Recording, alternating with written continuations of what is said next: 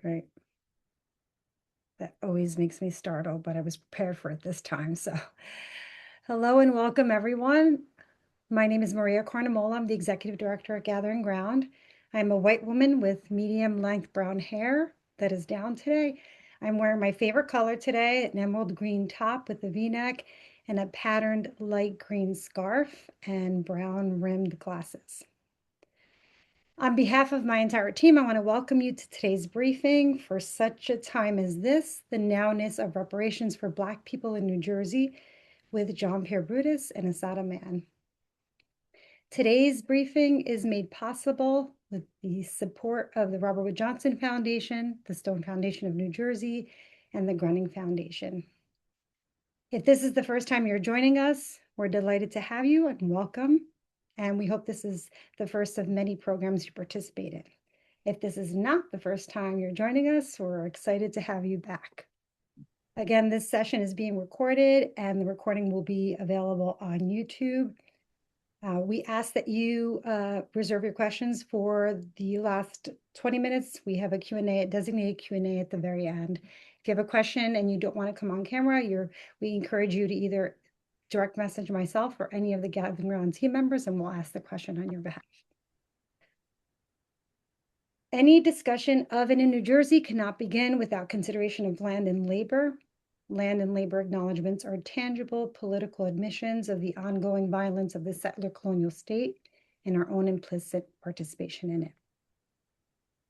We at Gathering Ground reside on unceded territory of the Lenni Lenape and acknowledge the global territories of indigenous peoples stolen through the act of colonization and repeated violence.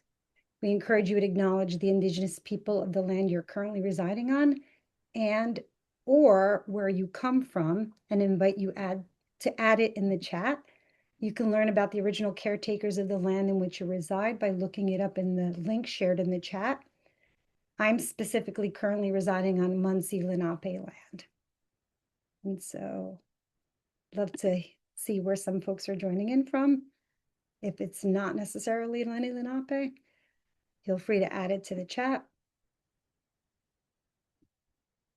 Okay. We also must acknowledge that much of the wealth, infrastructure, and culture of this country, historically and through the present day, is only possible because of generations of enslaved peoples, primarily those of African descent. That enslavement continues today in the carceral systems and others. For us at Gathering Ground, we read these statements to make visible what has been invisible to many people, particularly people racialized as white. We acknowledge these historical truths of the theft of people and land, enslavement, forced migration, and forced labor, and that this is only a first step.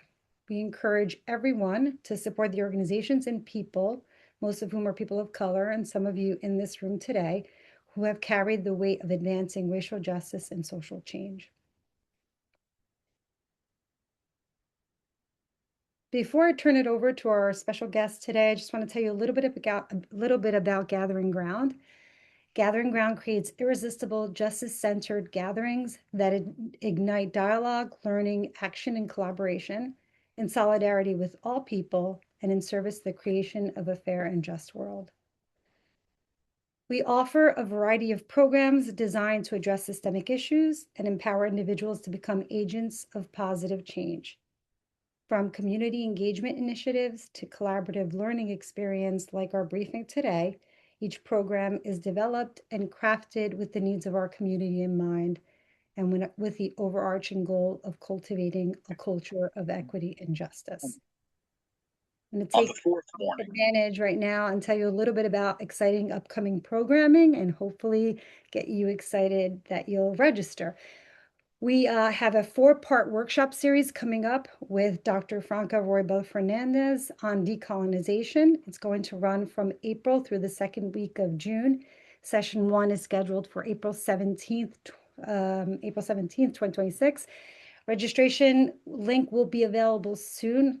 Anyone that is interested today in participating, we will add a Google form link to the chat. Please complete the form and we will be sure to send you the registration link as soon as possible.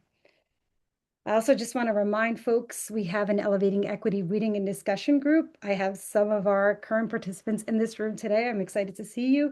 We meet every 4 to 6 weeks. It's a meaningful and energizing space. We meet in the evenings, so it's more accessible for some folks.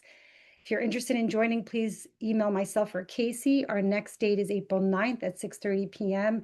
And we're currently reading the Reparations Now report. So this conversation today will be a good segue into our reading group. And we're also kicking off March with our Civic in Solidarity, a community space to simply be together, connect, and be in harmony with one another. And lastly, on March 11th, our Communities in Conversation, a fast-paced virtual think tank for connecting with peers and exchanging ideas.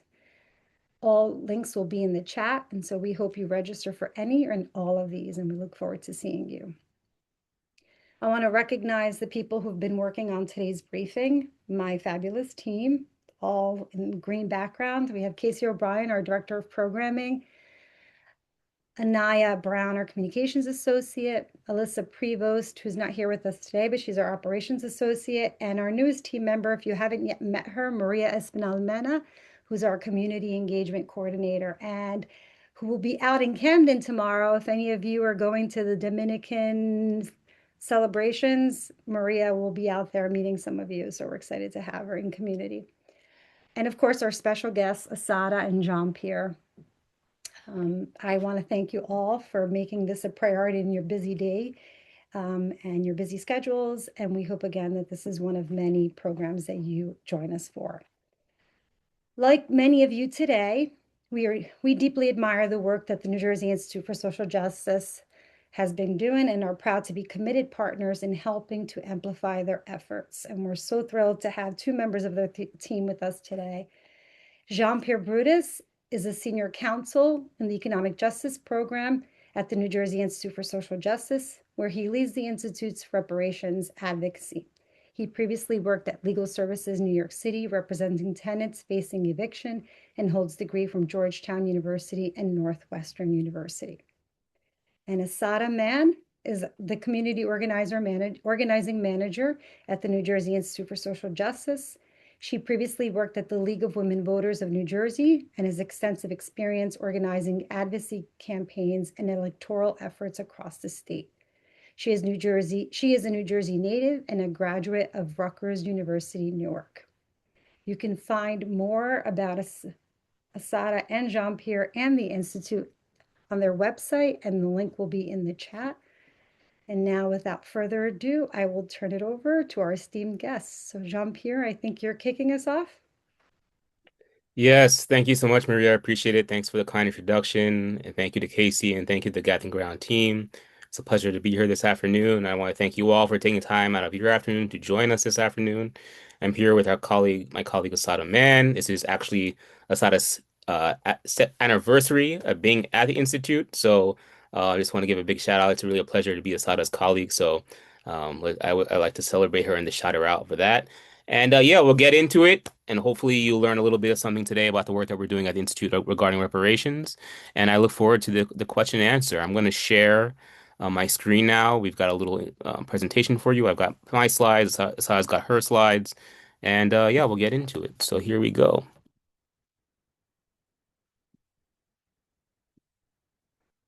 All right, and we're about to get started. All right, can you all see that? Wonderful. All right. So hopefully you're doing by now. The name of this presentation and the title of the report is for such time as this, the Nowness of Reparations for Black People in New Jersey. And this report makes the case for reparations in New Jersey. And I'll go over some of what the purpose of this presentation. First, we're going to go over New Jersey's history, slavery in New Jersey, Jim Crow and segregation in New Jersey, and the underlying rationale for why we've got these massive racial wealth disparity and other disparities in New Jersey. And then I'll discuss a little bit what reparations are and what that looks like, and then as well as some of the policies or recommendations in the report. And then my colleague Assatta will get into some of the stuff that we're doing post-report in terms of public education and advocacy and organizing. So, just a little bit context for the creation and the development of the New Jersey Reparations Council. In 2019, November, the state legislature, led by Assemblywoman Shavonda Sumter and Senator Ronald Rice, introduced legislation that would establish a reparations task force in New Jersey. That bill was, in some ways, modeled on H.R. 40, which is a bill that was first introduced in 1989 or 1988 by Representative John Conyers, which was designed to study the issue of reparations at the national level. Um, what you saw in 2019 was the beginning of a shift in strategy and reparations advocacy from organizing solely or primarily at the federal level to at the state and local level. New Jersey's was one of the first, if not the first state to introduce this kind of legislation several months before California introduced theirs in February of 2020. As all of you and many of us, all of us lived through, in May of 2020, George Floyd was murdered by the police in Minneapolis, which led to the racial justice uprisings that summer.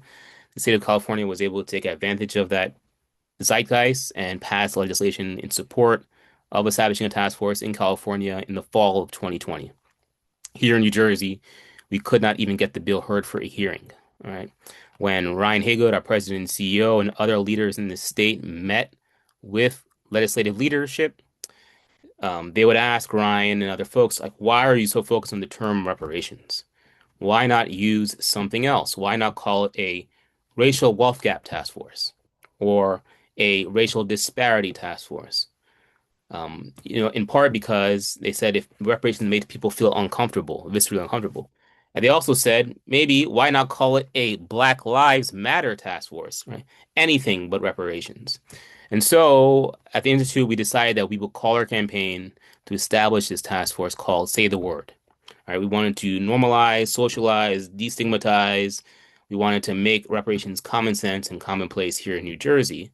And so we didn't want to run away from the term. We wanted to lean into the term. Well, we continued to try to advocate with our Say the Word coalition. We had lobby days and met legislators. We had increased number of folks in the legislature sign on as co-sponsors, and yet the bill did not move. The bill would not be heard for a hearing. So rather than wait, as we saw other states and cities across this country, including places like Atlanta and Detroit and Kansas City and Boston, New York State, now Maryland, all these other places pass bills that would establish task forces in in localities, in their jurisdictions, we decided that we would move forward and launch our own task force, which we called the New Jersey Reparations Council, with generous support from the Robert Wood Johnson Foundation. So, in June of 2023, in Perth Amboy, and the reason why we chose Perth Amboy is that that was a major site for the trafficking of enslaved people here in New Jersey. We launched the New Jersey Reparations Council, which is made up of 55 scholars, experts, advocacy leaders in the state, community members, and it was co-chaired by historians Khalil Gibran Muhammad and Tajine Henderson. And these 55 folks were divided up into 9 separate committees, including history of slavery, public education and narrative, economic justice, environmental justice, segregation, democracy, public safety and justice. And so those are some of the committees, and each of these committees would host a what we called a virtual public session over 2 years. And those public sessions were designed for each committee to sort of read out their work to date and then also receive input from their public about their views on reparations within those particular areas. Over those course of the 2 years, those committees took in public comment and incorporated that into their research and produced writings that were put together and made into this one report, which is both a combination of a harm report, which looks at the harms of slavery and its aftermath, including the harms of segregation, or what really folks should be calling apartheid here in New Jersey and in the US, and then also ongoing institutional racism after the ending of formal apartheid and Jim Crow segregation here in New Jersey and the US. That report was released in June of 2023, which I said you saw at the beginning, with the Sankofa bird. And I just want to highlight the Sankofa bird, the Sankofa symbol, because that sign, that symbolism, reflects the idea of to go back and look to the past before moving forward to the past, to go back and get it. It comes from Akan cosmology, where current day Ghana. And the idea is that we understand as we take account this current moment and the travails and the fight that we are in this current moment really has its antecedents in the past, and we can draw from the reservoir of those who came before us, the many folks who will go unnamed in history books, who organized, advocated for repair, but also for Black liberation, for racial justice. And we are one part of that process, of that timeline. And as the philosopher Olufemi Taiwo points out, we want to be good ancestors ourselves. And we know that there are many generations of folks that will come after us. So the way the report is organized, there is an introduction written by our co-chairs, Khalil Gibran Muhammad and Tajini Henderson, and that gives an overview of the report, but also it contextualizes the history of organizing for reparations in this country and some examples globally. One of the key things that that report does is explain how the report and how we think about reparations in the report through the council. And so I think for many folks, the first thing when they tend to think about reparations is they tend to think about reparations in one form only. And that's the dominant form that tends to be direct cash or what folks will call compensation. But in the report, we think about reparations as comprehensive reparations and as a process. And we take that from the international standard of reparations, and it just takes five forms. But also, the international standard comes as reflective of the way in which Black people have been organized for reparations in the US more broadly. So, the historian Robert D.G. Kelly and others have pointed out, particularly in his work Freedom Dreams, but in other places, that when you look at the ways in which Black people are organized for reparations, it's always been expansive, comprehensive. And so, yes, you see here compensation, but the one I really want to focus on in terms of the forms of reparation that's key for this purpose and for the ways, the forms that our policies take is the first one, cessation and guarantee of non-repetition. One of the key things for any kind of reparative program is to ensure that the policies and the practices and the laws that are currently reproducing the harms of slavery, right? Reproducing racial harms, reproducing racial inequality, sustaining the racial wealth gap, sustaining the other racial disparities around maternal mortality or disproportionate amount of incarceration or killings by the police, that those practices, those policies, those laws end. And then you begin to think about building new kinds of policies, new kinds of practices, new kinds of structures. And so that's important when thinking about any kind of repair. The structural nature of it, the comprehensive nature of it, and also that it's a process, that no one policy, and we'll get to this later, is reparations. That reparations is actually a process, and it's constantly going back on itself to ask the people who've been harmed, where are they now? How do they feel, right? And so that's a key part of any kind of reparative process is engaging the public, engaging those who've been harmed. And we take a harms-based approach in this report, and I'll get into that later as well. So also, as I said in the introduction, we go over the history of organizing reparations, including key folks like Callie House, who organized formerly enslaved people in the United States in places like Tennessee in the late 18th century, late 19th century, beginning of the 20th century. It was one of the largest social movements in the country. And the state, particularly the federal government, felt that it was so threatening that just like with Marcus Garvey, they brought false charges against her for using the mail as for fraud. And that was a way of undermining her social movement for pension for formerly enslaved people. You can read more about Callie House in the book My Face is Black, My Face is True by Mary Frances Berry. And then also you can read about Queen Mother Moore, the mother and the head of the modern reparations movement. The historian Ashley Farmer has a recent book about her. It's just new in the past few months, a new biography, the first full-length biography about Queen Mother Moore in the middle of the 20th century. All right. So as I said before, in terms of the context for how we're doing this work, you see a proliferation at the local, state, and national level, organizing for reparations, particularly around task forces. Evanston, Illinois, followed by Asheville, are from the first places to actually implement reparations at the municipal level. California is the first state. California is important because not only is the largest state in the country, but it is the fourth largest economy in the world.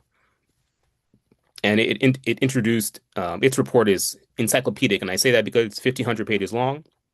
Because it's self-aware about its location as the largest state, it's not only a conversation about slavery and its harms in California, but also at the national level. And many other task forces around the country look to California as an example for how to engage in their task forces. This is just a preview. I'll skip this, but this is a trailer for the documentary about how Evanston went about and created their reparations work. It's called The Big Payback. You can watch it on PBS for free. It follows the work of Robin Rue Simmons, who is now the executive director of First Repair. First Repair hosts an annual symposium in Evanston in December for reparations advocates. I have attended four of them, from the second to the fifth one, and each year that I go gets bigger and bigger and bigger and bigger, and it takes up more rooms. Because of the increased activity and commitment, Assatta and I went to the one in December, and you really see the kind of energy around the reparations movement in this country through the work that First Repair does and so many other movements. But First Repair tries to organize state and local leaders for reparations. And this is how the folks in Evanston went about and did that work. Now I'm back to the New Jersey Reparations Council. So, as I said before, part of the purpose of this report is to connect the past to the present, right? We want to draw direct lines of slavery in New Jersey to the current moment, to expose this history, to build this movement through the recommendations, and then to demand reparations. We take very seriously history in this report. We cite historians and poets like Maya Angelou about the role of history and its impact on the present. And as such, we call New Jersey the slave state of the North. And what we mean by that is New Jersey was not just a society with enslaved people, but as historians have called it, a slave society. And that means that it was dependent upon enslaved labor for the building of its very infrastructure to build its economy. That's incredibly important because when we think of slavery, we think it particularly in the way in which it's presented is in New Jersey as being something that's on the margin, something that's being insignificant, something that was small, something that wasn't as harsh, something that wasn't as important. But in actually New Jersey, it was just as violent as any southern state. And you see that represented in the kinds of slave codes that New Jersey had, where it was just as punitive, just as demanding, just as restrictive as any slave code in the South, including slave codes that prevented not only Black people from owning property who were enslaved, but also from congregating at night after a certain time without the supervision of their master, subjecting them to corporal punishment and other forms of punishment for very minor kinds of infractions. Additionally, you get a sense of how big the population of enslaved people in New Jersey compared to other North states when you see that when the British took over the uh, the colony from the Dutch in 1664, they incentivized slavery by giving 150 acres of land to white settlers and then additional acres of land for each enslaved person that came with them.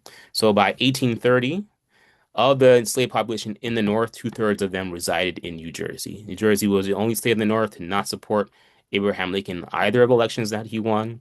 It was the only federal northern state to support the Federal Fugitive Slave Act of 1850. Um, Also, in 1821, this is 36 years before Dred Scott's decision, in which the Supreme Court notoriously found in 1857 that Black people had no rights which a white person was bound to respect. The Supreme Court of New Jersey in 1821, in a case called Gibbons versus Morse, stated that when you saw a Black person in New Jersey, your assumption should be that they were an enslaved person.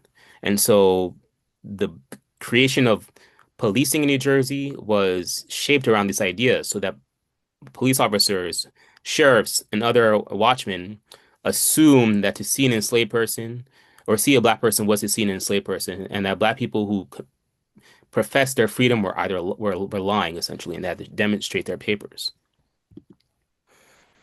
So here you see a map, sort of or a graphic description or display of the population in New Jersey, and you begin to see a decline. And this is sort of misleading because New Jersey in 1804 passes a law called the Gradual Abolition Act, which is sort of supposed to allow enslavers to free enslaved people, but really those folks became apprentices for life. They were enslaved in all but name. And what happened was, and when folks say, reparations are not possible in 2026, well, in 1806, from 1811, the state of New Jersey paid enslavers. I'll say that again. The state of New Jersey paid enslaver reparations. This was so costly that in one year they paid almost a third of the state's budget to basically cover the cost of quote unquote freeing their enslaved people.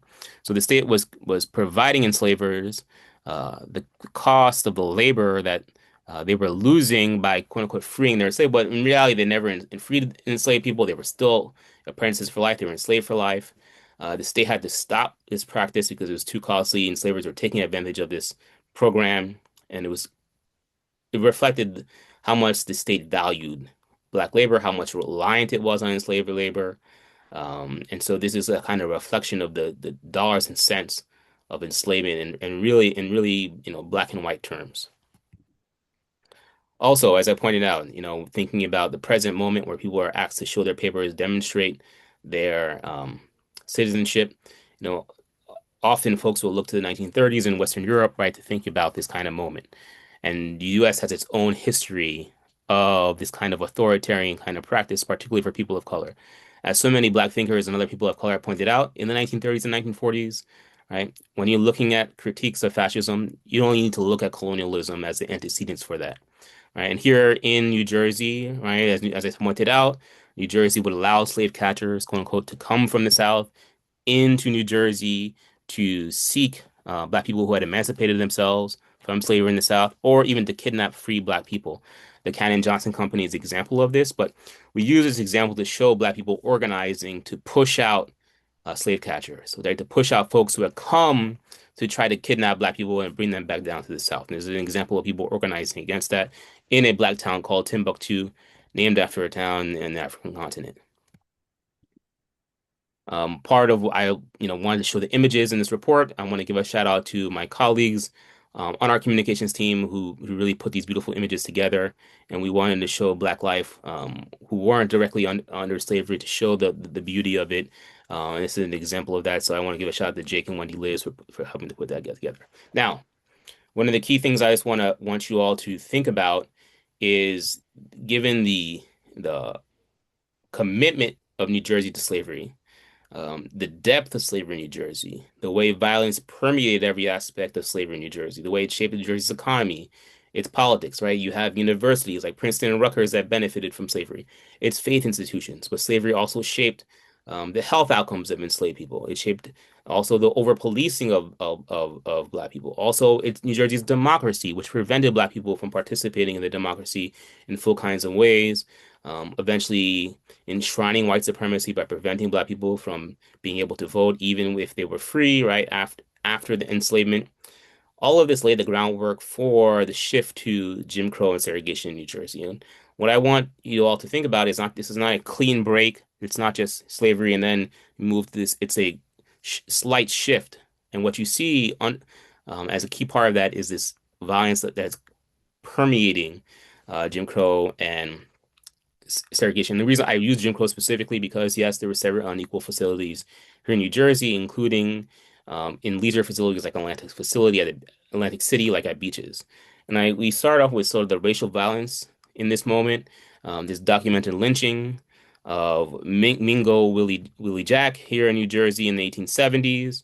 The Eagle Dustich Initiative has a memorial to him here in New Jersey. And then also, so what's underpinning the policies that reinforce segregation, residential segregation, and spatial segregation in New Jersey around the creation of housing discrimination. So this is an example of a racially restrictive covenant.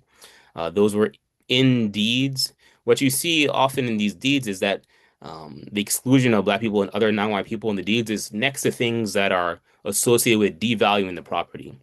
So there's an association of Blackness with devaluation. That Blackness is it's a devalue property. That to be associated with, to be near, to be proximate to Black people, to be proximate to Blackness is to be devalued, right?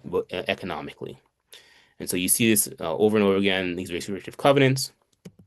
And then also you see the federal government's sanction and allow for redlining, right? This is a redlining map where the Homeowners Loan Corporation, the HOLC, creates these maps to reflect the idea that where you have red on the map, those are places where you do not provide for credit or investment, where people cannot purchase homes who are Black. They don't want it. Part of the investment risk associated with investment risk is mixing, quote unquote, mixing between white people and non-white people, particularly Black people. And so to sort of prevent that, you have a built into the policy with the real estate market, a set of policies designed to prevent that kind of activity. So you have red for this is a no-go, yellow for still a place that you should be hesitant about, and then the blue or the bluish green is okay, that's yes, you can those are predominantly overwhelmingly white spaces. And also as part of that discussion in our segregation section is a discussion about how segregation and sort of racialized policing and it affects health outcomes, exposure to environmental toxins, affects education outcomes, how you see segregation in New Jersey's hospitals, access to healthcare. You begin to see the groundwork for this over-policing in different parts of New Jersey. You begin to see how this affects people's education outcomes, right? On and on down the line. And what we do in the report, and that's key, is that we want to link together all these things to connected to be to the structural nature. And we tell a story about MLK going to Maple Shade, New Jersey in 1951, in which he, on a after Sunday service, goes to a bar to get a drink with his friend Walter McCall. The bartender does not want to serve them because they are black, so he takes out a gun and shoots it into the ceiling. King and his friend leave the bar, flee. They try to bring charges, but they can't get anyone to testify in against the white bartender. They have to drop their civil rights case. Walter McCall took call out King's first attempt at a civil rights action. This history is incredibly important in terms of individual stories, but this larger narrative, because it gives the context for so many of the stats that folks bring up around racial disparities. All too often, these disparities are brought up without any context, right? And sometimes it leads itself to this idea that there is some kind of inherent weakness, limitation, some kind of cultural deficit amongst Black people. And so without talking about the structural nature, right, the historic nature, the sedimentation of history, the accumulation of history that brings this about. So you see the wealth gap for individuals, life expectancy, this gap as well, median household income, percentage of people Black people disproportionately shot by the police, right? All of these have historical antecedents. That gives the context for the current moment. And this also is being perpetuated by the state of New Jersey itself. So when you begin to see Black people migrate to New Jersey as part of the Great Migrations from 1910 to 1970, in the 1930s, the state of New Jersey begins to sort of write reports about the Black population. And in these reports, you see a gloss over slavery in New Jersey. It doesn't even really take into account. But when they even do talk about slavery in New Jersey, including historians of New Jersey in the early 20th century, the late 19th century, they dismiss slavery in New Jersey as being sort of a minor issue, not as violent in the South. New Jersey was actually a paragon or a prime example of the the beneficence of enslavers, right? That they had this kind of noblesse oblige in some ways, that they took care of their enslaved people in a way that those in the South did not, right? This kind of caretaker mentality. When in actuality, as I said before, slavery in New Jersey was just as violent as anywhere in the South or anywhere in the United States or anywhere in the Americas, really. And this perpetuated this idea of New Jersey as being this halo of progressivism, when underlying it is this history of structural racism. Marion Thompson Wright is a key historian of slavery in New Jersey, and many modern historians are indebted to her work, her pioneering work about slavery in New Jersey. And so we wanted to make sure that we highlighted her importance. Okay, so after going through the harms, and we lay out the harms for these different racial regimes, slavery, Jim Crow and segregation, contemporary racial, we also link those harms to recommendations. So we have close to 100 recommendations in the report in which we actually develop this idea of comprehensive reparations, right? That is based on a harms-based approach. And we link each of the recommendations back to the harms that we've identified in the report. This is an example of the interim readout in June of 2024. So this gives you sort of a little bit of an overview of some of the recommendations. And one of the first ones that we start with, the first recommendation in the whole report, is under our democracy section, which is around the state level 14th Amendment. You know, we are in a moment now when folks are questioning the birthright citizenship aspect of the 14th Amendment. The historian Eric Foner calls this Reconstruction the second founding. The 13th, the 14th, and 15th Amendment create a new constitution, and people underestimate the power of those amendments and the power, particularly the 14th Amendment, to come up with quote unquote race conscious laws, right? We're in a moment now where people condemn the idea that you can come up with race conscious remedies to address structural racism. It's kind of absurd. The idea that you have to come up with race neutral or colorblind policies to address structural racism. And what we want to do is highlight that during Reconstruction, the legislature was intentional about designing an amendment that would empower the legislature to create race conscious remedies to address things like enslavement, to address things like the Black codes, right? And so we just want to make that particularly poignant and point that out in our report, and also as pointed out earlier by Maria about closing Amendment on the 13th Amendment around slavery for those who are incarcerated. We've got, we call for direct payments to close the racial wealth gap for the harm to slavery, as well as post-slavery harms. We also call for universal policies like baby bonds. We call for guaranteed income. We call for policies that address segregation, policies that address the maternal mortality cap against in which Black women are disproportionately dying. We have policies that address public education, as you know, I may have pointed this out. 56% of 56% of the population in New Jersey simply does not know that slavery happened here in this state. So now we are in the moment of shifting from having the report on the shelf to moving the report onto the streets, right? We want to make this report actionable. We want to turn it into something that people can organize and mobilize around. Now is the time for it to take these policies, these recommendations, and make them actionable. We want to teach the public. We want to do public education. We are making this report into something called a dynamic exhibit or a website that folks can go to and engage in differently. We're also making animated videos, explainer videos based on this report. There will be 7 in total that will cover each section of the report so people can engage in that. That's one way, but we also want to engage relationally with folks, and my colleague Assatta will talk about that. That's just a brief overview of the work that we're doing, and I look forward to your questions after my colleague Assatta presents. But thank you so much. Okay, great. Thanks so much, Jean-Pierre, for that awesome presentation. It's always a little scary to have to follow up after you. All right, got my slides up. Good afternoon, everyone. Thanks again to Gathering Ground, Maria, Casey, the whole team for having Jean-Pierre and I on. It's always, a pleasure and honor really to be in the same space with you guys. And so I'm happy to be here with you all. As Jean-Pierre said, I'm going to spend some of my time really talking about how we can go from, having this information, having this report from the Reparations Council, and really using it as a tool and a weapon for our organizing for a really broad, multiracial, intergenerational movement that we believe is necessary to achieve reparations in New Jersey.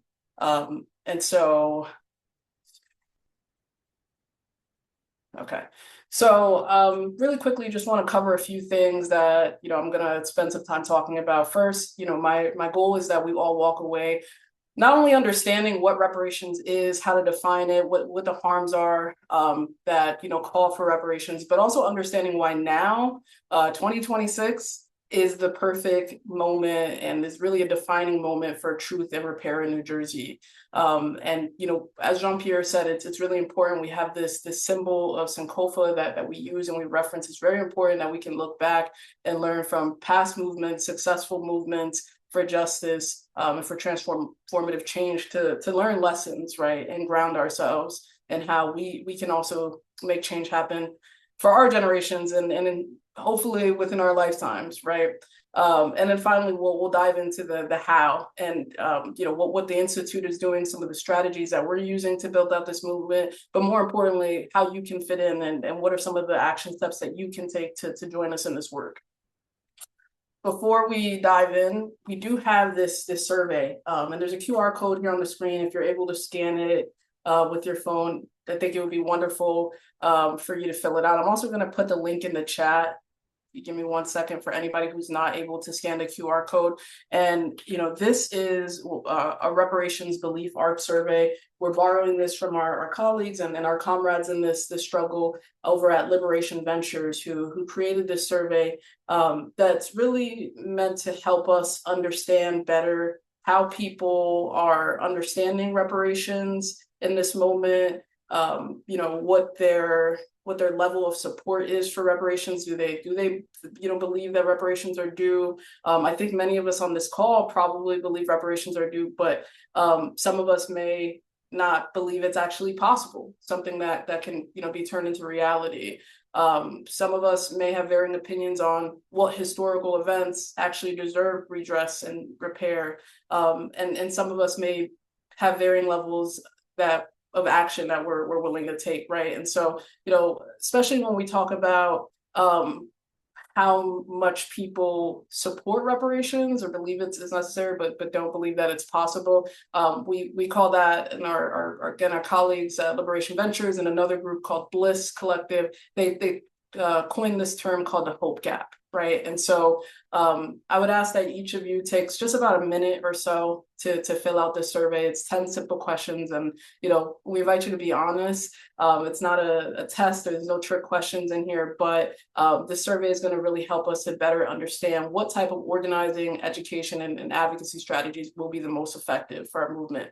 And if we have time at the end, I'm definitely happy to circle back and just share out what some of the trends are. So I just put the link in the chat for that. And we will share everything with Casey and team to distribute after the call. And Assatta, there's a question from the chat. Is this survey shareable by other people? Is that okay to do? Sure. Yeah, absolutely. Absolutely. I should say, just in transparency, I have the survey here now. It's a pre-survey, and I'm also going to ask you all to fill it out at the end as kind of a post-survey, because we want to, understand how our feelings and our viewpoints might change after this discussion. But you're definitely welcome to share that out.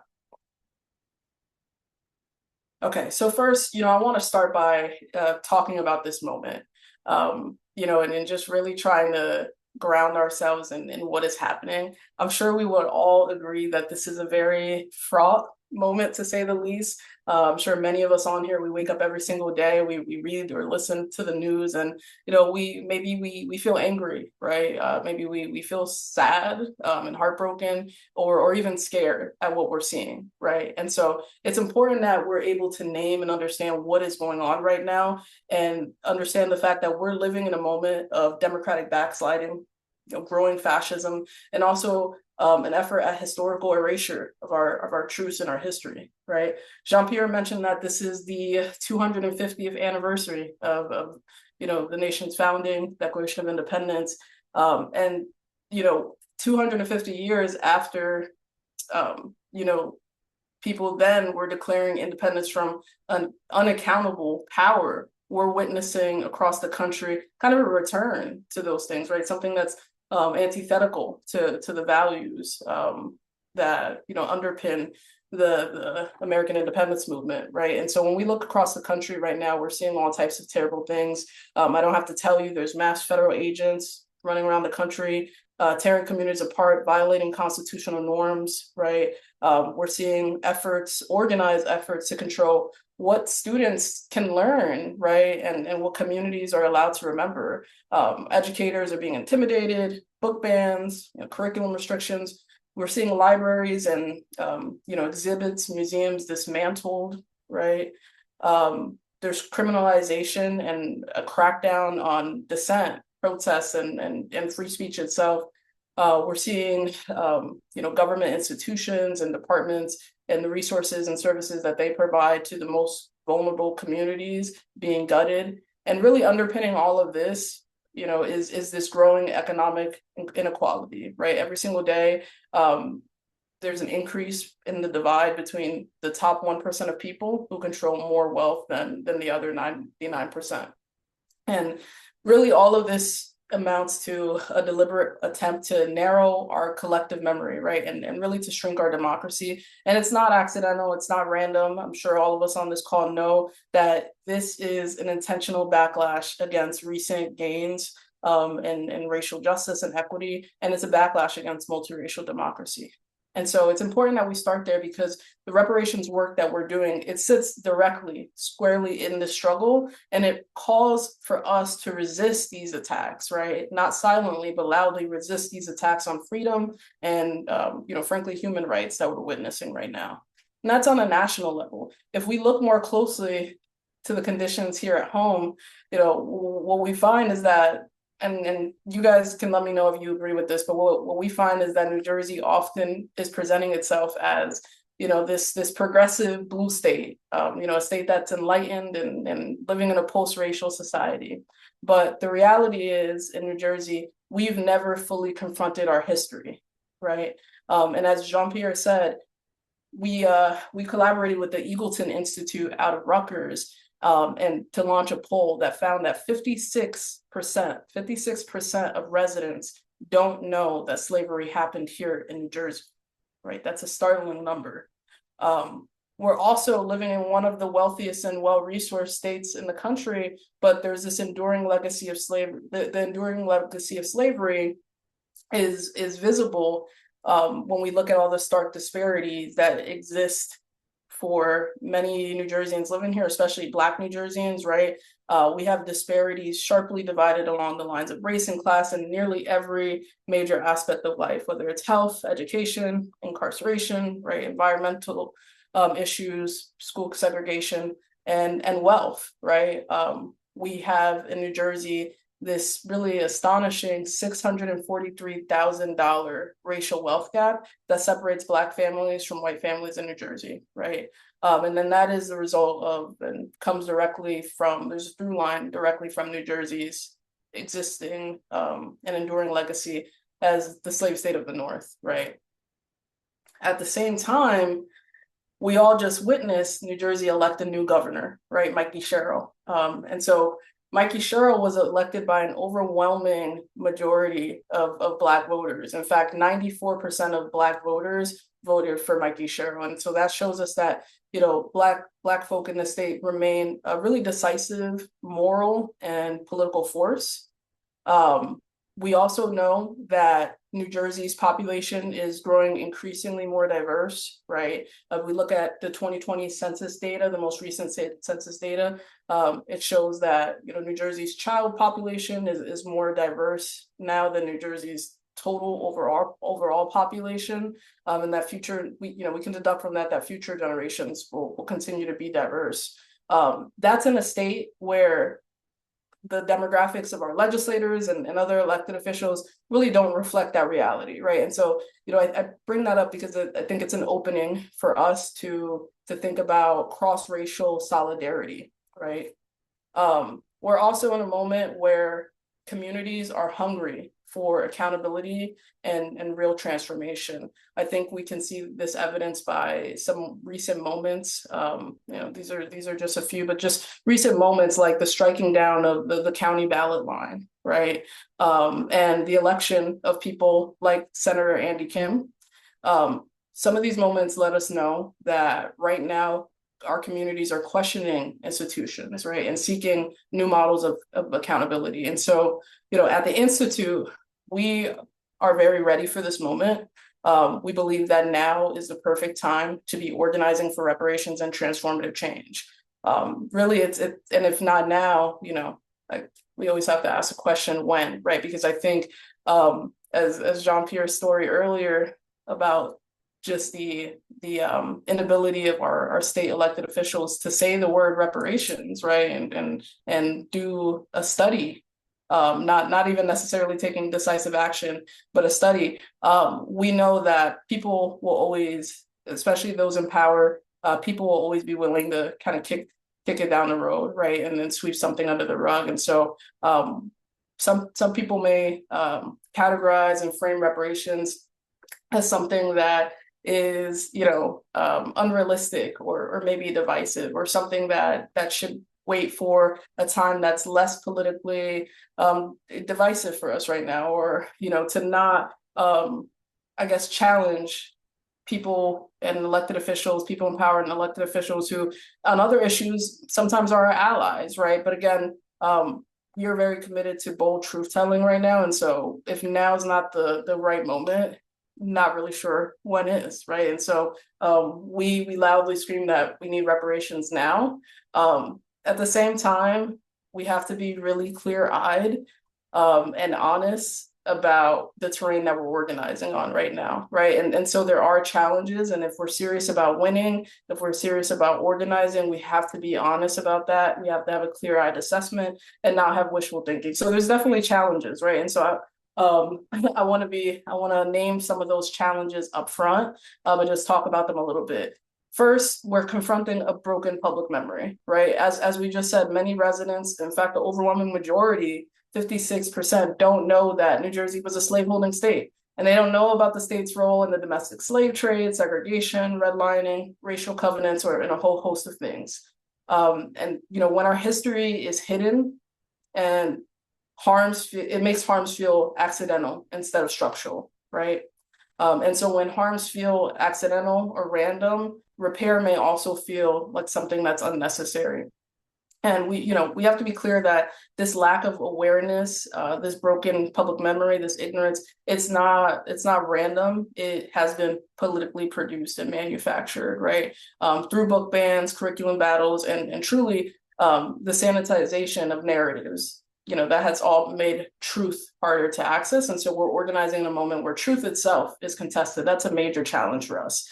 Secondly, the hope gap, which I talked a little bit about already. Many of us will agree that something's wrong, things are wrong, injustice exists, right? But we may struggle to believe that meaningful change is possible.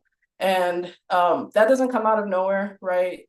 Our communities, especially Black communities, have seen promises be broken, right? They've watched promises and reforms stall, never really make it over the finish line, and have really experienced what they may describe as like incremental and small changes that still leave these larger systems and root causes of oppression intact, right? And so that really leads to this hope gap, a belief that the problem's real, but the solution is out of reach. And so our movement for reparations is not only fighting against injustice and some of these other challenges, but we're also fighting back against cynicism.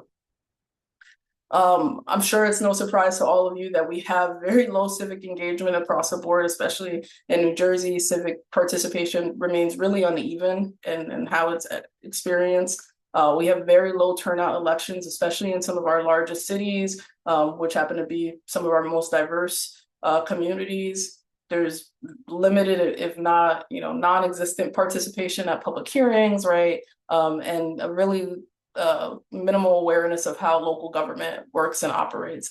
And so when people feel disconnected from decision-making, they're often likely to just disengage in the process altogether, right? And so we know that when people disengage and throw their hands up, that allows for power to be concentrated in the hands of just a few. Finally, and I'll talk about these last 2 points in tandem just to keep us on track with time, but we also have deep distrust in institutions, right? Whether it be government, media, or other large institutions. People just don't trust them, right? They believe that they're broken, especially for Black communities in particular, right? This distrust is historically grounded. It's rooted in centuries of broken promises, surveillance, over-policing, and disinvestment. And so, the distrust is understandable, but it creates this complexity where if people don't believe institutions are going to act in good faith, we ask the question, why even bother to engage with them at all, right? And so we have the work of acknowledging this skepticism while also demonstrating to communities that when we are organized, we can actually achieve accountability and change. And similarly, we're in a time of heightened polarization, misinformation. There's campaigns being run across the country that are steeped in racialized fear, right? And reparations by our opponents is also it's often mischaracterized as being something that's divisive, unrealistic, and punitive for some, right? I name these challenges because we truly can't organize effectively if we're not honest about the reality that we're operating in, right? On the flip side, there are opportunities as well that we can seize, right? Every single challenge contains and opens the door up for possibilities. Some of the same conditions that are creating the instability of our moment right now are also creating these opportunities for transformation, right? So first, going back to some of our large institutions, when they're faltering and as we're seeing them lose legitimacy, we're also seeing people seeking elsewhere belonging, connection, and meaning, right? And so people right now are turning back to their faith communities and houses of worship. They're building their own mutual aid networks. They're joining and finding local organizations or grassroots coalitions. This is a great opportunity because it's going to create the fertile ground that we need, right? Because when people are losing faith in some of these other institutions, they can gain faith in each other. Next, again, we're in a moment where just norms and systems are crumbling, but that opens up the door to create something better, right? It opens up an opportunity to redefine what justice actually looks like, to expand public understanding, expand, the imagination when it comes to what we see and view as accountability, and really to reframe reparations as, not just being about limited cash compensation, but about democratic renewal, reconstruction and redesigning systems so that harm can't ever be reproduced in the future. We have an opportunity to really tell the truth and leverage the truth, because when people understand that, not only did slavery happen here in New Jersey, its impacts were codified into law, right? And the disparities that we have right today they're not accidental. They don't amount to a lack of character for certain communities. They're the result of concentrated policy decisions. And so, when we tell the truth, we have the opportunity to help people start to connect the dots, right? Reduce some of the confusion and the opportunities for manipulation. We really open up the door for solidarity to be built, right? And finally, we have this huge opportunity, especially in a year like 2026, the 250th anniversary, to redefine, shift, reclaim narratives and tell our own stories, right? Because we know that before we can ever even shift the policy conversation, we really have to shift the culture of our communities, right? And when we do that, we can take reparations from being something that's seen as radical to something that's reasonable, right? Maybe from being fringe to long overdue. And when that happens, we know that political leaders, folks especially who want to be elected, they're likely to follow, right? And so the lesson there is that when we can change what people believe is possible, we can also change what policymakers and people who want to stay in power believe is viable, right? Okay. And so, as I mentioned, I do want to just take a moment to look back on some of the successful movements of the past and that have come before us, right? Reparations is definitely something that we view as being focused on the future, right? It's all about the future, but we also know that history is our teacher, right? And so that's why we have the Sankofa symbol here, as we were mentioning before. We have to know where we've come from to know where we're going. And looking at some of these, I think movements that many of us are familiar with, of course, like the civil rights movement, women's suffrage, the labor movement, just to name a few. We know that even though they're successful and we've gained many things from them, they too were once dismissed as being radical, right? Those communities and the organizers behind those movements were told to wait, right? They were told that what they were demanding was unrealistic and that it was too disruptive, right? And they also existed and organized and in moments very much like the one that we are seeing today, right? Where backlash, political repression, criminalization, and erasure were all things that they faced. But they won too under similar conditions. And so it's really important that we take a moment just to look back. And so, I'll start by just talking about the civil rights movement. Again, I think this is one that many of us, if not all of us on here, are going to be familiar with, right? We know that when we think about the civil rights movement, it was led by figures like obviously Martin Luther King Jr., but it was powered by countless grassroots organizers, especially Black women, young people, faith leaders, clergy, and local community leaders, right? We don't have enough time to name all of the many important figures in the movement, but we do know that the civil rights movement was able to successfully dismantle the legal architecture and the structures that upheld Jim Crow segregation and some of the inequalities and inequities that were present. And again, these organizers, they were not operating in a rosy, flowery, easy terrain. They faced things like state-sanctioned racial terror, right? Lynching and police violence was commonplace. They were up against, racialized violence to prevent folks from voting, right? Things like literacy tests and other roadblocks to the ballot, mass incarceration, economic retaliation, the media really distorting and working hand in hand with these bad actors to distort and tell stories that upheld the Jim Crow segregation, right? But in the face of that, they did persist, and they won battles in the streets, in courtrooms, and in legislatures, right? And when we think back on some of the achievements, the big ones that stand out, of course, the Civil Rights Act of 1964, right? Outlawing segregation in public spaces and employment.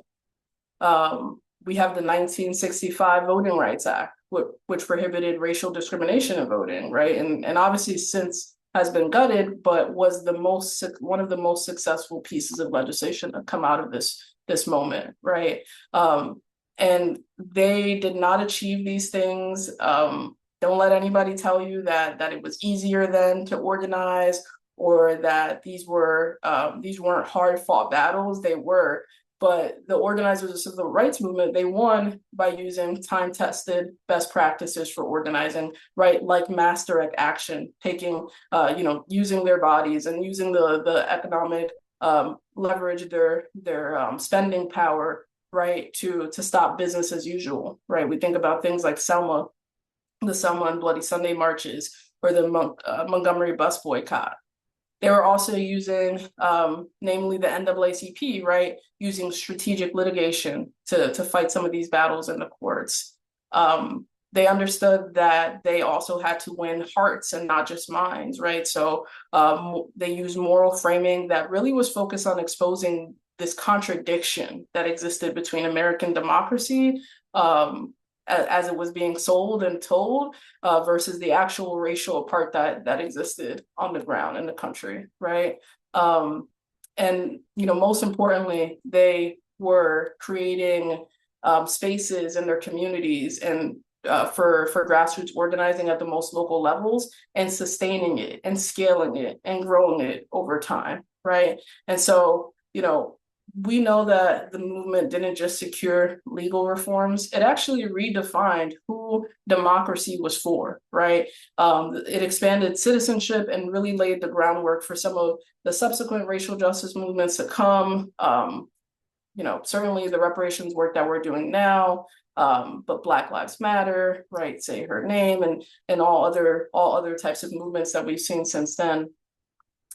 And so, I think this is a moment in our history where we definitely need to look back, right, and understand that we've been here before, right? Our people have been here before, and we were able to find a way. We were able to pretty much across all different social justice movements. Again, I have a couple slides on some images of the women's suffrage movement and the labor movement, but we don't have time. But the overarching lesson is that across all of these movements, these people were told that they should wait, right? They were labeled extreme, and they faced backlash or repression very similar to how actors in our movement are being relegated in this moment, and yet they won, right? They succeeded in part because they focused on building organized people power from the ground up. They focused on shifting public narratives and telling their own stories and telling the truth. They were able to connect their policy demands to morals and values, right?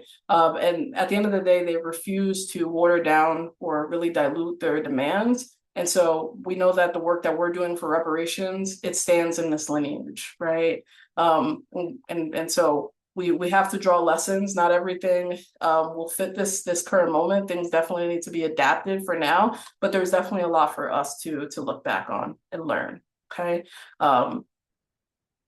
Next, in the last few minutes, I want to talk about what it looks like and what work we're doing here at the Institute and with our partners to really build out this movement for truth, repair, and long-lasting justice. As I said before, we know that achieving this is not going to be something that is just done by people in academic institutions, for example, or just lawyers or kind of policy professionals. This is going to require everyone from every sector of our communities, whether it's young people, seniors, elders, people, black people and non-black people alike, citizens, non-citizens alike. We really are going to require this multiracial, intergenerational movement that's led by Black communities and grounded in grassroots power to get there.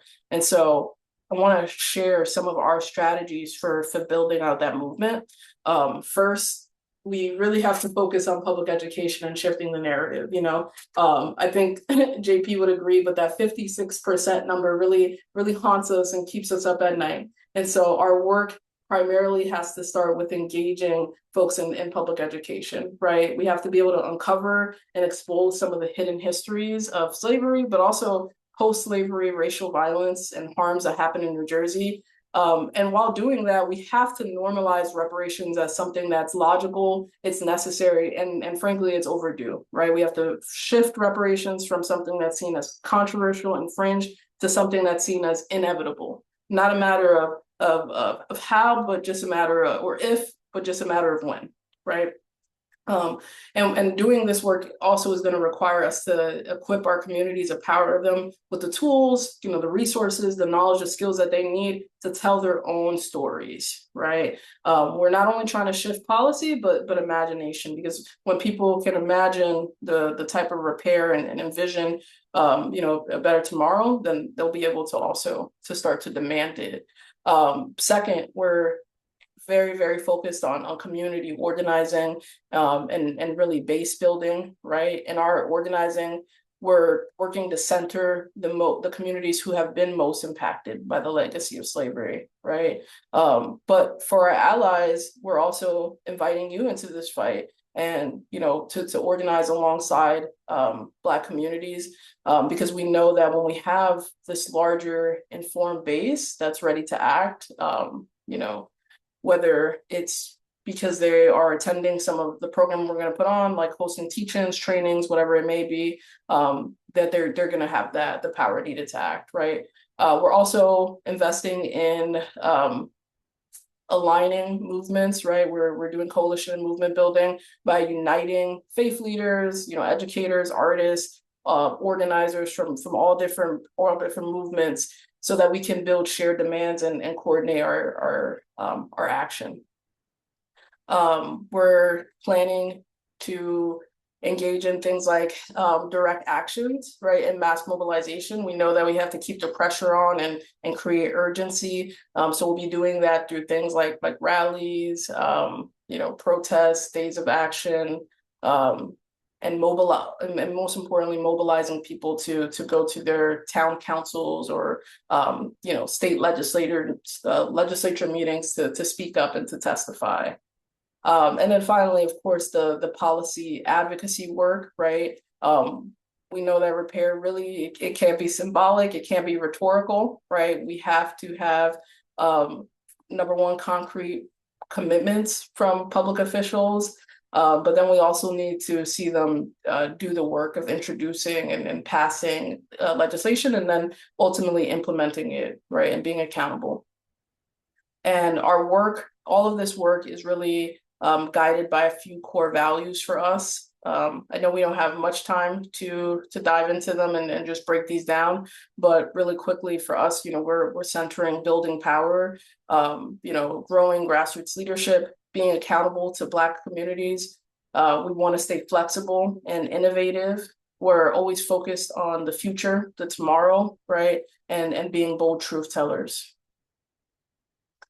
And the way that we, are going to be able to build out that movement and accomplish all of those things is really on focusing on building out the infrastructure, right? We know that, movements are not successful, and they don't win unless they have infrastructure that can outlast a single moment, right? And so some of the infrastructure that we're building out, we're not talking about buildings or bridges, budgets necessarily. We're talking about relationships, right? Leadership development, having shared language and coordinated strategy. And we have started to do some of this work. some of you probably have participated or attended an event or an action that we've put on in the last year. This is just to highlight a few, but we've already started to host coalition meetings and convenings and strategy sessions. We're taking the reparations report off the shelf and really bringing it on the statewide tour into communities, right? There have been marches and rallies before in the past in support of reparations. We're doing teach-ins and hosting public conversations. We're training leaders so that this movement is not just concentrated in the hands of a few folks. We want to build scalable leadership. And so we do have a few things coming up next. I'm just realizing how small these images actually look, but these are flyers. We can share them out after the fact of some of the upcoming efforts that we're putting on. So we're hosting town halls across the state where we're really doing this public education work and trying to identify folks to join local organizing teams and pods. We're hosting community dialogues, which are these small group discussions really meant to, traverse difference, bring people together over the things that they have in common, but to uncover some of the local histories and experiences that may exist. We have other things happening. We don't have a RSVP or save the date yet, but we are planning on hosting a symposium, a conference of sorts on Juneteenth. So save the date. Please plan to join us if you're available. I think it's going to be on Juneteenth proper. And then finally, just quickly, some of what you can do yourself to take up action. Hopefully you're committed now after hearing all this and really wondering like what you can do. Of course, you should RSVP and join us at some of those events, but there's things that you yourself and your community have the power to organize yourself. And I just quickly threw in this quote from Fannie Lou Hamer that says, "When I liberate myself, I liberate others. If you don't speak out, ain't nobody gonna speak out for you," right? And this just speaks to the type of radical solidarity that we need to be practicing right now, right? We can't expect people to stick their necks out for us if we want to do it for them. And so, some of the things you can do, of course, is to educate yourself further on reparations, but also to bring these conversations and this work of public education into your community. You can share the report, but there's fun things to do as well. Hosting a book club, a film screening. You can research your own neighbor's racial history and find out what was the community's history with segregation or redlining and racial covenants. You can join us in the work of, really raising consciousness and shifting the narrative, maybe by writing an op-ed or a letter to the editor, right? And bringing this conversation to the public demand. Art, and creative placemaking play such an important role in making change as well. We've seen that in every single movement. And so we're also encouraging people to create art for the movement, right? Of course, you can organize, and organizing can really be as simple as having a one-on-one, very intentional conversation with your own family, friends, or neighbors. You can scale that up by hosting a neighborhood or community meeting or joining an existing network, right, that is already mobilizing and organizing for reparations. Finally, you can advocate, and excuse my typo here, but we definitely encourage you to actually reach out to your elected officials and ask them to publicly support reparations, publicly support reparative policies. We have about 100 of them in our report that we're recommending, right, and calling on legislators to take up. When the time comes, you could testify, and you should testify at your council or other public meetings to have your voice on the record. And there are other things you can do as well. And so, I'll leave it there. Just wanted to leave you with this closing quote from Harry Belafonte. He shared this in 2010, and it says, "Although slavery may have been abolished, the crippling poison of racism still persists, and the struggle still continues," right? And so, we know that in this moment, again, many people are trying to talk about reparations as this fringe thing or as this elusive moment, but for us, it's a movement, right? And we don't see reparations as charity or handout. It's really about justice. We're not seeking symbolism, but true structural transformation. Really the question is not about whether harm occurred or repair is deserved, but the question really should be on whether we will and can organize power that's strong enough to win repair, right? And so, we invite you to not sit on the sidelines of this movement, but to really join us in the struggle. And yes, I thank you all for your time. I'm sorry I went a little long, but I really appreciate you, and I'll stop speaking and let Casey open it up for questions.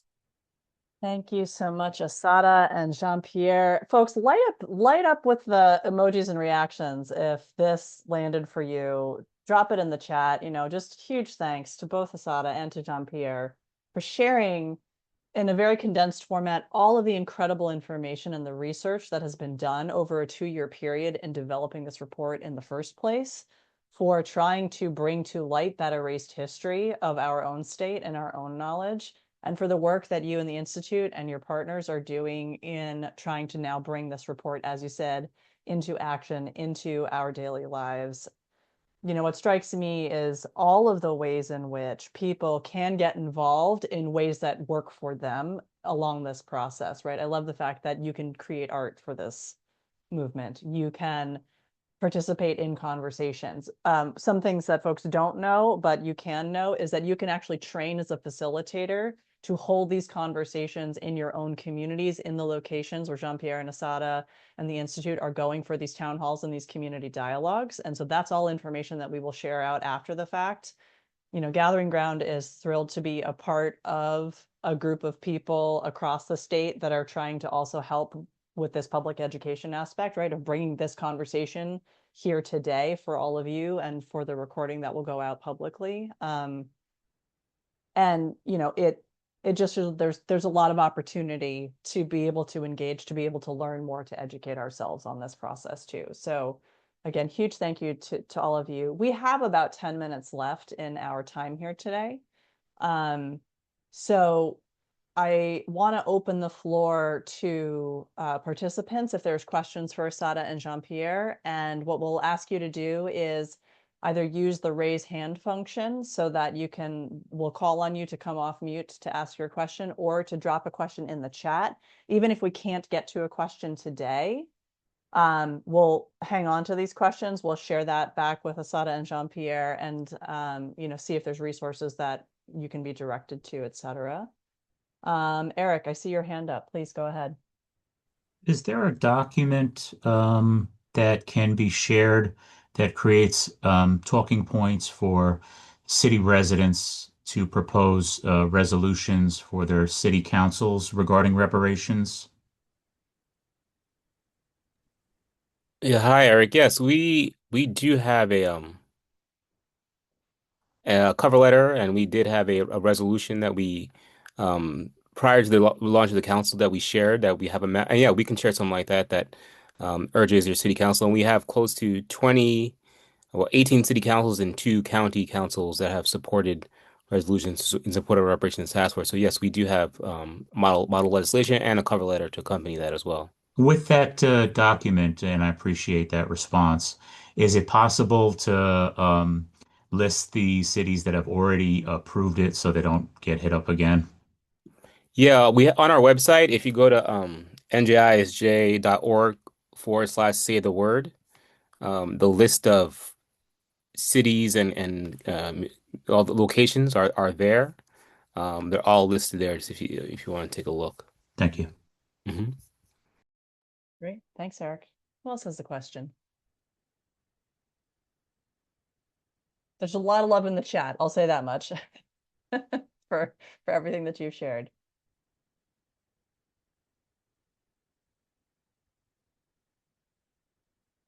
And as a reminder, if you would prefer to ask your question off the recording, we can also stop the recording for that, to allow for those questions. So if that's the case, direct message me briefly, and I will pay attention to that. But does anyone else have another question? Anaya, go ahead.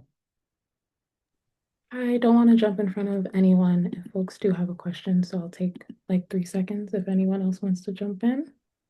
Okay. I'm curious, what was the most difficult part of this process that you maybe didn't expect? I know, we know that rebuttals and such are going to happen, but what was something that shocked y'all about the process? I'll let Asada go first. Yeah. I think that's a good question. I think what I had to think about it. I gotta think about it. Because I think it's a good question. Yeah, I mean, I was hoping you would go first too, JP, because I'm not sure what has been shocking. I think we were shocked to learn that 56% of New Jerseyans don't know about slavery. Somewhat. I mean, it also makes sense though when we think about just how public education is structured here. Um, hmm, I don't know. I'll think about it. Yeah, in terms of shocking, I guess I don't know if I'm not someone who is easily shocked, but I guess I will say, yeah, I guess even when presented with the facts and prior examples of work being done, people are still don't believe it's possible. Even folks who support the work, and just the amount of folks who just don't think it's possible in our lifetime, who are very sort of skeptical. And so like even after doing a presentation like this, or folks who are on board, how skeptical folks about are of the actual possibility of it happening.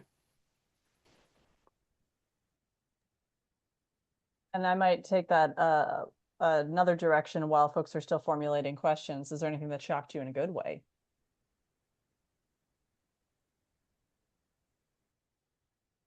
I would I say, oh yeah, Asada, please.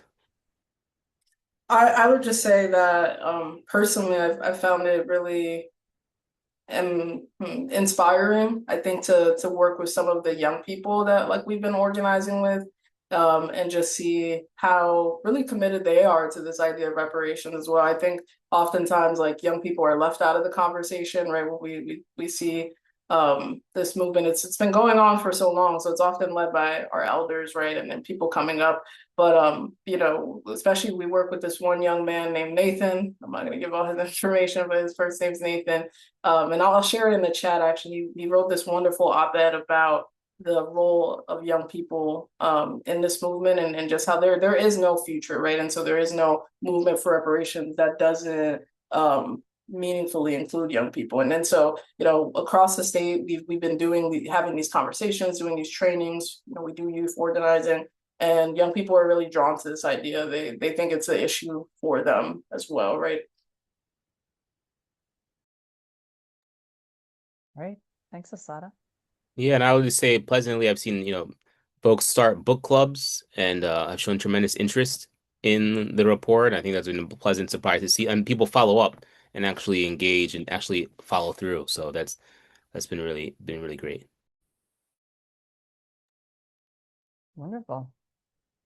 We're down to kind of our last 3 minutes. Any other burning questions for folks?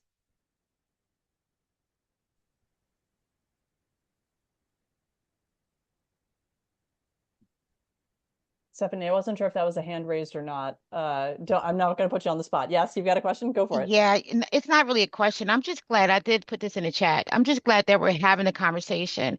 And as an urban planner, this is something that burns in my heart deeply, that we're speaking about this now from a zoning and planning perspective, even so, because from the governmental perspective, how those harms have really made an impact for our particular community, as far as wealth and also ownership.